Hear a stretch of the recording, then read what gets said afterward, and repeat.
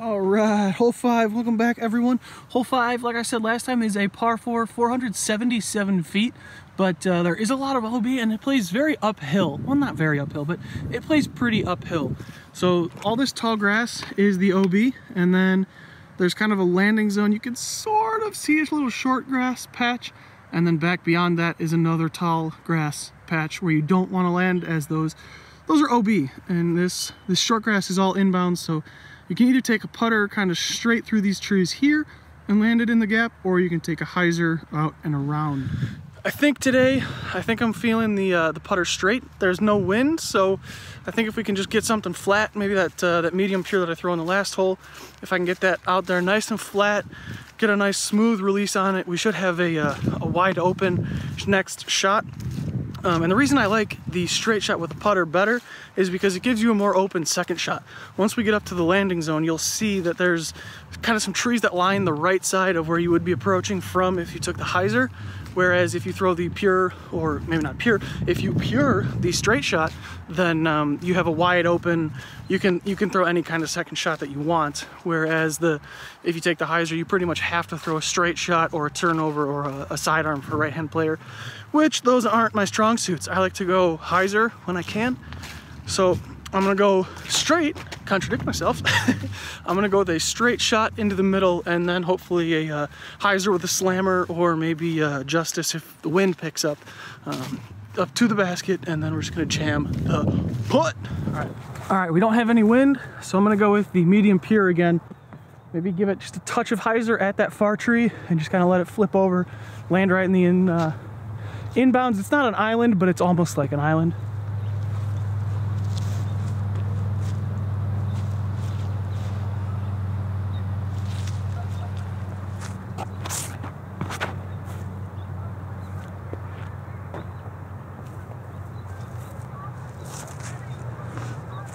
Nice and easy, right in the middle. Give us a good shot for our second shot, and hopefully we can get the birdie.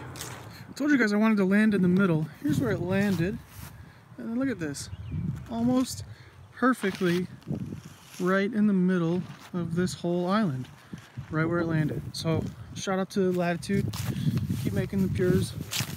If you guys don't throw a pure, you're giving away strokes. All right, we got a little bit of wind, but not too much, so I'm going slammer. Mine's a little bit beat up, not quite as overstable as a fresh slammer, but definitely still a slammer.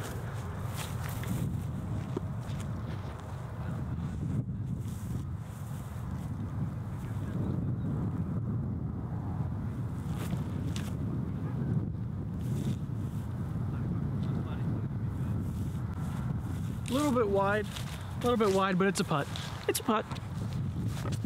As you can see, we do have a little bit of a headwind, and I'm going to be putting pretty much straight into the sun. Headwinds are about my least favorite wind. I prefer a tailwind, but I don't know, maybe a 15-footer. This should be easy. Just give it some power, pop it right in the chains. Let's get back-to-back birdies.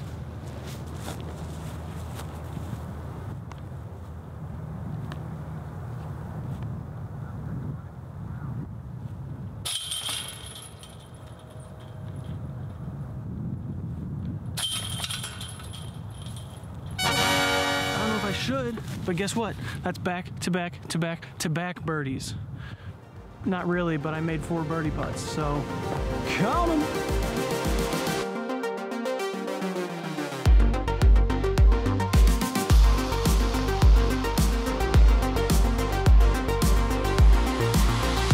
I had to pick, I'd say hole 2 is probably the easiest birdie on the course, but I feel like hole 5 is the easiest par 4.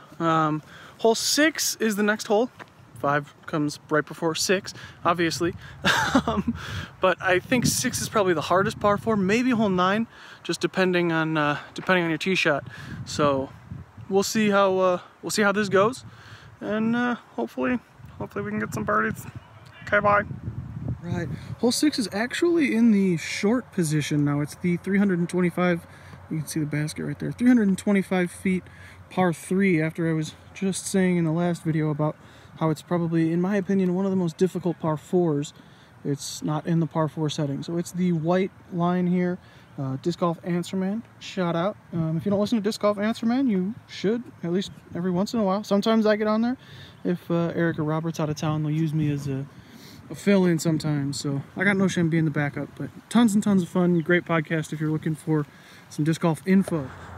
So normally in the long, the 400 something foot spot, I'll go with a Defender. And I'll just try and, you can kind of see the gap right there. I'll try and just crank it through there, get a little bit of turn out of it, and then hopefully a decent fade. But with it being off to the left right now, I'm not really sure what to throw. I'm kind of thinking my Page Bjerkes Felon here, just to see if I can hit that same gap and then get a little bit of a skip. So that or maybe a Verdict. We're gonna throw Felon first and see what happens.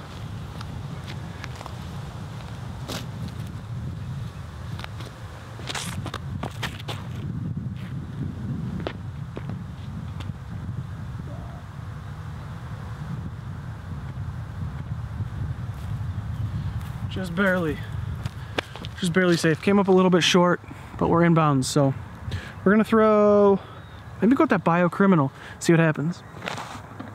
A little bit straighter, a little bit less overstable. That Felon came in front of the tree I wanted to go behind, so maybe this will get around it.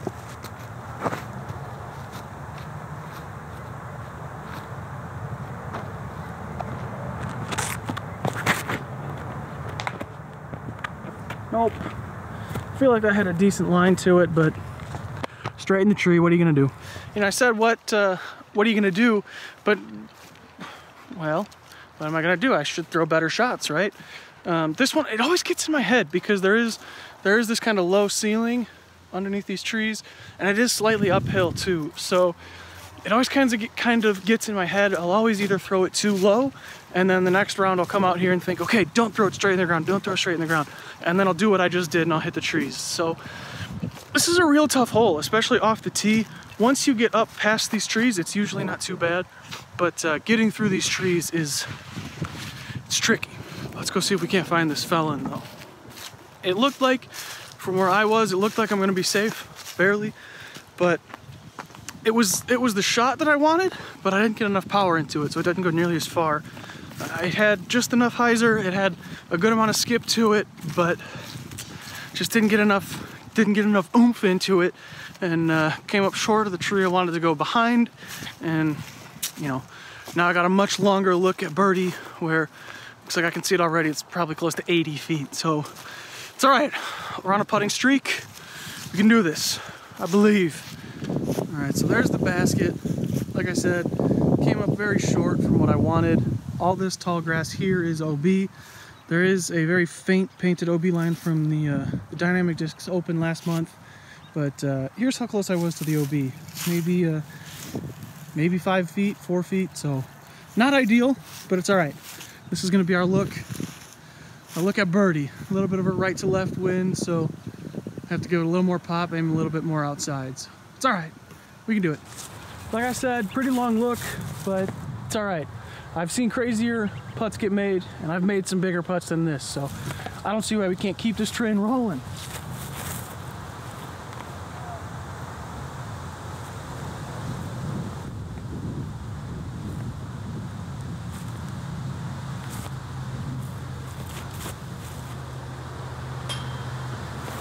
It's all right. We're getting it dialed in. We're getting it dialed in.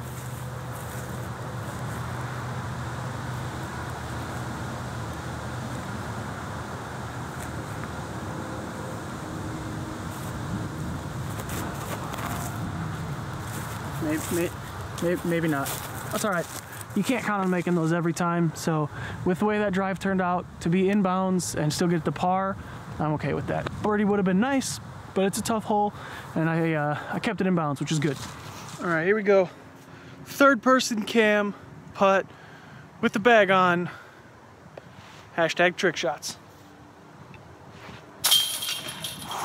Hold the pose.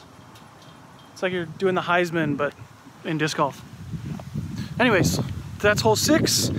On to hole 7 now, which is 7 can eat your lunch. 7 can get you. If you're not inbounds off the tee, you are in deep doo-doo. And if you're inbounds, there's some spots where you would almost rather be OB and just go to the drop zone. So we're gonna get there, we're gonna do it, we're gonna birdie it. We're gonna birdie it, guys. We're gonna birdie.